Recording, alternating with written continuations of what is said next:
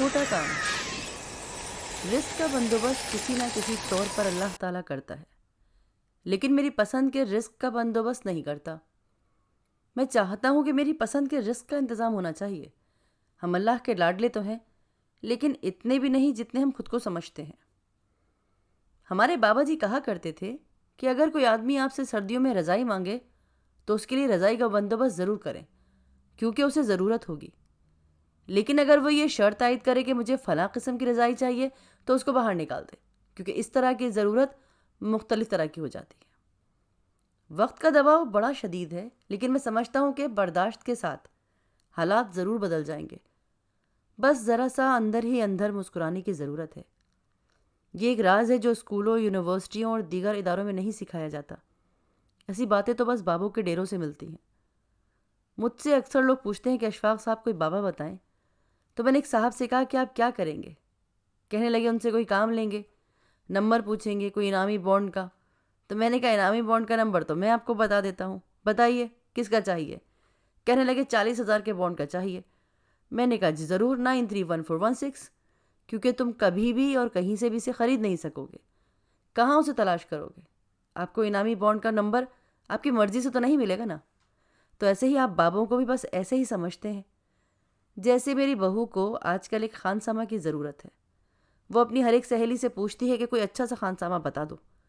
اس طرح میرے سارے چاہنے والے مجھ سے پوچھتے ہیں کہ کسی اچھے سے بابا کے بارے میں تو بتائیں جیسے وہ خانسامہ ہے۔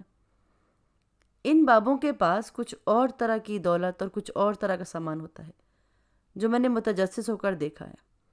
حالانکہ میں تو ولایت میں تھا اور پروفیسر ہی کرتا تھا، میں نے یہاں آ کے دیکھا کہ یہ بھی ایک الگ علم ہے۔ یا اللہ، یہ کیسا علم ہے! اسے کس طرح سے آگے چلایا جاتا ہے کہ یہ بہت مشکل ہے۔ مثال کے طور پہ ان کو حکم ہوتا ہے کہ چھوٹے چھوٹے کام کرو، بڑے کام نہ کرو۔ دیکھیے چھوٹے کاموں کو مت بھولیے، ان کو ساتھ لے کے چلیے۔ چھوٹے کاموں کی بڑی اہمیت ہوتی ہے، لیکن ہم ان باتوں کو مانتے ہی نہیں کہ بھئی یہ کیسے ہو سکتا ہے کہ چھوٹا کام بھی اہمیت کا حامل ہو۔ جب ہم بابا جی کے پاس ڈیرے پہ گئے تو انہوں نے ہمیں مٹر چھیلنے پہ لگا دیا۔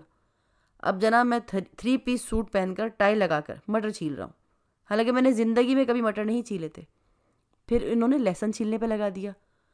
اب تو جناب ہاتھوں سے بو آنا بھی شروع ہو گئی۔ پھر حکم ہوا کہ میتھی کے پتے اور ڈنٹل الگ الگ کر دو۔ اب اس مشقت سے تو خواتین بھی گھبراتی ہیں۔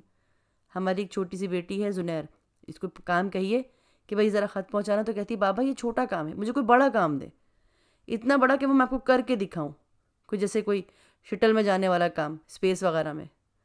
میں نے کہا بیٹی خط تو پہنچاتی۔ کہنے لگی تو بابا بس ایسے ہی پڑا رہ گیا میرے پاس۔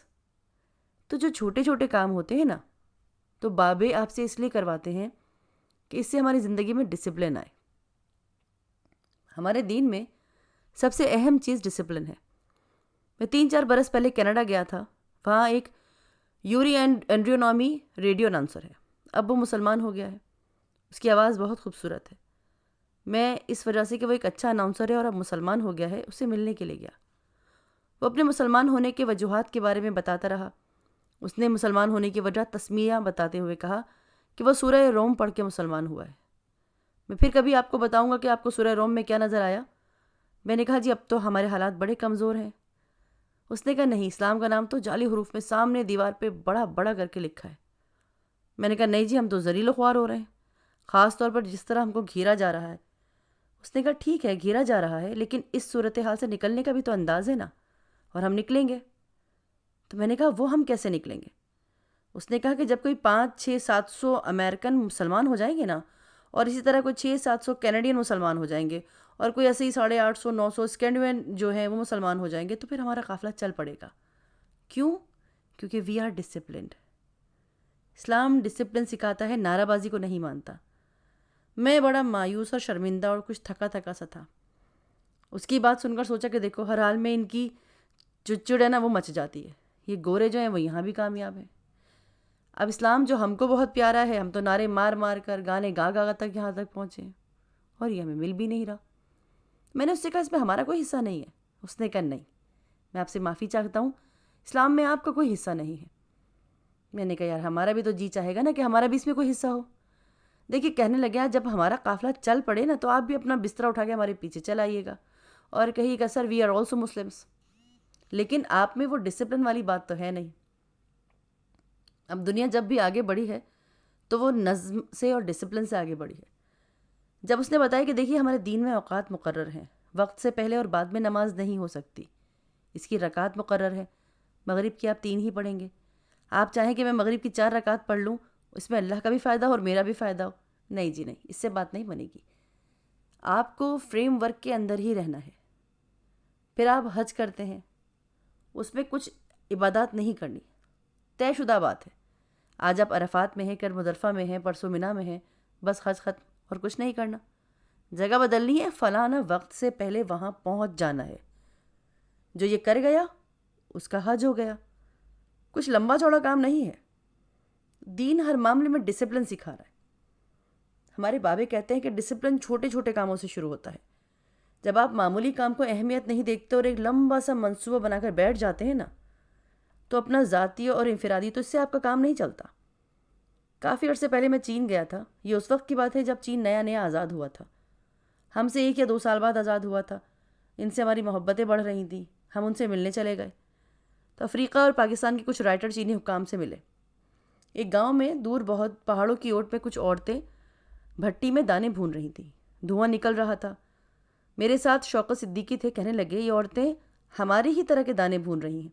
تو جب ہم ان کے پاس پہنچے تو 2 عورتیں دھڑا دھڑ پھوس اور لکڑی اور جو ملتا بھٹی میں جھونک رہی تھیں اور اپنے رومال سروں پہ باندھے کڑھائی میں کچھ عجیب سا لکوڈ تیار کر رہی تھیں. تو ہم نے پوچھا یہ آپ کیا کر رہی ہیں؟ کہنے لگے ہم اسٹیل بنا رہے ہیں. میں نے کہا اسٹیل؟ اس کی تو بڑی فیکٹری ہوتی ہے. انہوں نے کہا جی ہم نا غریب لوگ ہیں اور چین ابھی آزاد ہوا ہے، ہمارے پاس کوئی اسٹیل مل نہیں ہے. تو ہم نے اپنے طریقے سے اسٹیل بنانے کا طریقہ نکالا ہے کہ کسی طرح ہم نے سندور ڈال کر لوہے کو گرم کرنا ہے.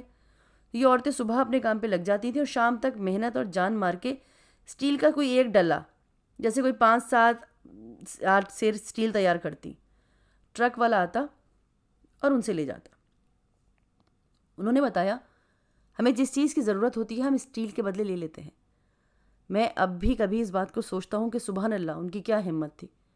ان کو کس نے ایسے بتایا کہ ہم یہ کام کریں گے تو ملک کی کمی پوری ہوگی. چھوٹا کام بہت بڑا ہوتا ہے، اس کو چھوڑا نہیں جا سکتا. یہ کوئی انفرادی یا اجتماعی طور پہ چھوڑ دے تو مشکل میں پڑ جاتا ہے. اٹلی میں ایک مسٹر کلاؤ ایک بہت سخت قسم کے یہودی تھے. ان کی کوئی 13-14 منزلہ عمارت تھی. صبح جب میں یونیورسٹی جاتا تو وہ وائپر لے کر رات کی بارش کا پانی نکال رہا ہوتا، فرش پہ ٹاکی لگا رہا ہوتا، سڑک کے کنارے جو پٹری پڑی ہے اسے صاف کرتا. میں اس سے پوچھتا کہ آپ ایسا کیوں کرتے ہیں، آپ اتنے بڑے آدمی ہیں. اس نے کہا یہ میرا کام ہے. کام کوئی چھوٹا یا بڑا نہیں ہوتا. جب میں نے یہ ڈیوٹی لے لی ہے اور میں اس ڈسپلن میں داخل ہو گیا ہوں تو میں یہ کام کروں گا. میں نے کہا آپ ایسا کیوں کرتے ہیں؟ اس نے کہا یہ انبیاء کی صفت ہے. جو انبیاء کے دائرے میں داخل ہو جاتا ہے وہ چھوٹے کام ضرور کرے گا. اب ہم کو یہ نوکری ملی ہے. حضرت موسیٰ علیہ السلام نے بکریاں چرائیں. ہم یہودیوں میں بکریاں چلانا اس تمام. اس نے کہا کہ آپ کے نبی اپنا جوتا خود گانٹتے تھے، قمیص کو پیوند یا ٹانکا خود لگاتے تھے، کپڑے دھو لیتے تھے، رستے سے جھاڑ جھنکار صاف کر دیتے تھے. تم کرتے ہو؟ تو میں نے کہا مجھے تو ٹانکا لگانا نہیں آتا، مجھے سکھایا ہی نہیں گیا. تو آدمی بڑی تول کے بات کرتا تھا. مجھے کہتا تھا دیکھو اشفاق، تم استاد تو بن گئے ہو لیکن بہت چیزیں تمہیں نہیں آتی. جب بھی کرو چھوٹا کام شروع کرو. اب تم لیکچرر ہو، کل پروفیسر بن جاؤ گے. جب تم کلاس میں جانا یا جب لوگوں کو خطاب کرنے لگو اور بہت بڑا مجمع تمہارے سامنے ہو تو کبھی اپنے سامنے بیٹھے ہوئے لوگوں کو مخاطب مت کرنا. ہمیشہ اپنی آواز کو دور پیچھے کی طرف پھینکنا. وہ لوگ جو بڑے شرمیلے سے ہوتے ہیں، شرمندہ سے، جھکے جھکے، وہ ہمیشہ پچھلی قطاروں میں بیٹھتے ہیں. تو آپ کا وصف یہ ہونا چاہیے کہ آپ اپنی بات ان کے لیے کہیں. جب بات چھوٹوں تک پہنچے گی تو بڑوں تک خود بخود پہنچ جائے گی. میں ان کی باتوں کو کبھی بھلا نہیں سکا. جب میں اپنے بابا جی کے پاس آیا تو میں نے کلاؤ کی یہ بات انہیں بتائی. انہوں نے کہا دیکھو ہماری کچھ ڈیوٹیاں ہوتی ہیں. مثلا مجھے یہ سکھایا گیا کہ سوئی میں دھاگا ڈالنا سیکھو. اب سبزیاں چھیلنے کی پریکٹس تو میری ہو ہی چکی تھی. بابا جی نے فرمایا کہ سوئی میں دھاگا ڈالنا سیکھو. اب یہ ذرا مشکل کام ہے. کبھی ایک آنکھ بند کرتا، کبھی دوسری آنکھ کانی کرتا، لیکن یہ کام تو مشکل ہے. سوئی میں تو دھاگا ڈلتا ہی نہیں. خیر میں نے ان سے کہا اچھا جی دھاگا ڈال لیا، اب اس کا فائدہ؟ کہنے لگے اس کا فائدہ یہ کہ اب تم کسی کا پھٹا ہوا کپڑا، کسی کی پھٹی ہوئی پگڑی سی سکتے ہو.